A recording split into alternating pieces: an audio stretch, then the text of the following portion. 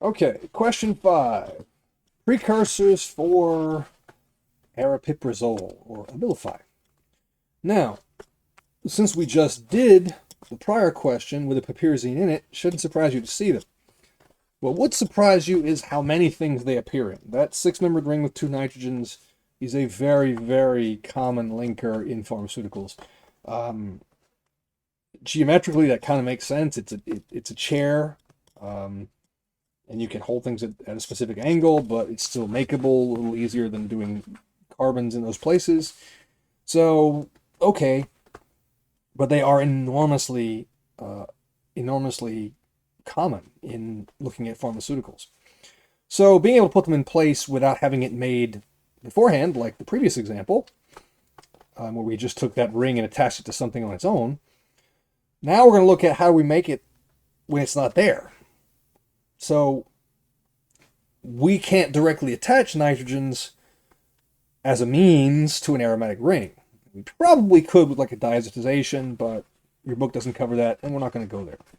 So we're going to look at it from the other side of, we know how to put a simple amine there by doing nitration and reduction. Then what? Then how do we close down a ring with the other stuff around it? So let's do that.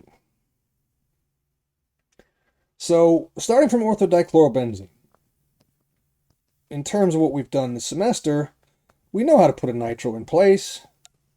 That gives us our nitrogen, nitric and sulfuric. So then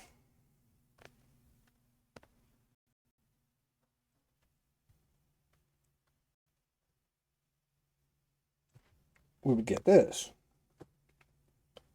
a mixture of things.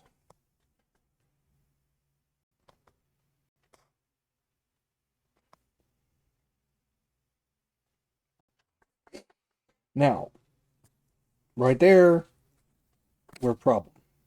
So I said specifically, make it by itself cleanly. To do that, we're going to have to go with doing a sulfonation first. That's going to block off the para position.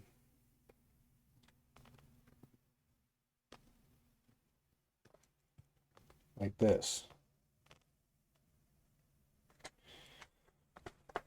Substitution between two existing substituents is difficult, and the whole point of the sulfonic acid is that it's huge and removable. So the only spot left is meta to that and ortho to the other chlorine, which is here, which is what I want. That will give me eventually this and nothing else. So if I nitrate that now, that is most horrible.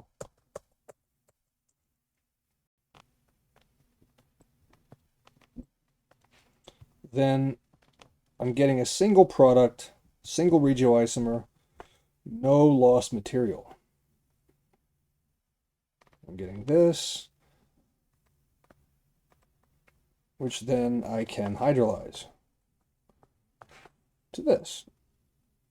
Now, because of the way I drew it in the first one, I'm just going to flip the whole ring over and put the nitro over here. But essentially, it doesn't matter. Okay, so I now have my nitrogen on the ring. So I need to get it down to an amine, and then I need to put in all the other groups for it. So this is what we had at the end of that last page. So my pen will behave itself. So if I take that and reduce it down, I have my amino group. I have an aniline with two chlorines on it. Okay. So now what?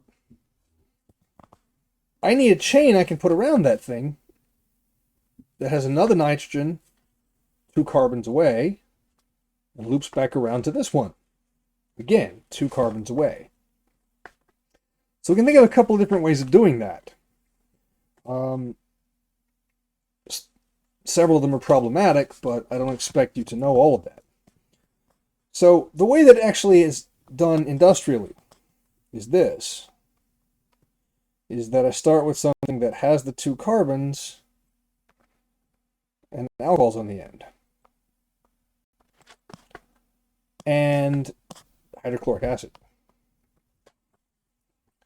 To turn those alcohols into leaving groups. Now, could I not have just used a dichloro? Yes, but that is an extremely dangerous compound. I could have used this, where I had two chlorine groups on those ends. On paper, that works just fine. In reality, that's very dangerous. This is a nitrogen mustard compound. It's a skin blistering agent, and if you were to inhale it, well, pine box time. So it would not be something you would want to be doing. So handling that is probably the reason why these conditions were chosen, to use the alcohol instead, so that the leaving group is formed only in the reaction rather than in handling. But if we had that, basically we're just doing simple amine synthesis, where we would have something here as a leaving group. The amine's going to attack that, then do it again. Because remember, amines are prone to polyalkylation. Aniline's less so, but it's still there and it's tethered, so it's likely to work. So that's one way to do it. Or I could have just used this on paper, that's fine. I could also do it with reductive emanation, but I'd have to work at it.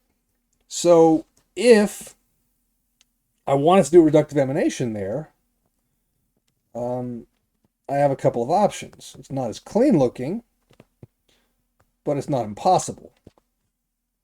And that is, I would need something with an aldehyde on the end and 2 carbons to a nitrogen, and then probably another 2 carbons to something I could make into an aldehyde in a separate step. I probably wouldn't want 2 aldehydes present at once. That's just begging for problems. So let's say I've got an alcohol, and I might want to cover up the nitrogen to keep it from being a problem, so we might have a protecting group on it as well. You're starting to see this is not as direct. Okay, so I have an aldehyde. I could do this with acid sodium cyanoborhydride. If I stayed on the right page, I could. If I didn't erase it, I could. Let's try that again. There. Okay.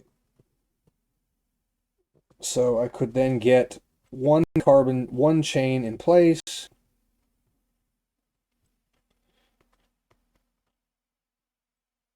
And then have something here with protecting group and something here that I could then turn into another aldehyde to do another reductive emanation. So then it would be, I don't know, it would be PCC, and then it would be, again, the acid and sodium cyanoborhydride. And then finally, I'd have to pull off that protecting group at the end.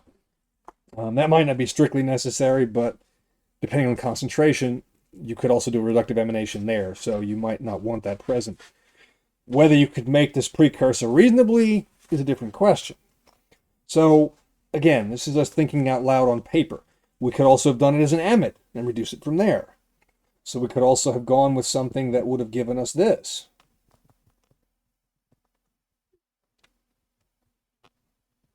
So that we'd have an amide and then some other stuff there, and then we could reduce that down to lithium aluminum hydride and then do it again. So reductive emanation is not the only way to do it. We could do it as amide formation, reduction, form another amide, reduce it again. So there are a couple different ways to manage this. As I said, the dialcohol with acid is the way that it's actually done, or one way it's actually done industrially. But the point is, on paper, we can think of quite a few ways of making this. The point of this question was just it's you're making something that's not a primary amine for once. So you have to then think in terms of the few reactions we know where we can get secondary and tertiary amines, either at the same time or stepwise with a little bit more work involved for each step.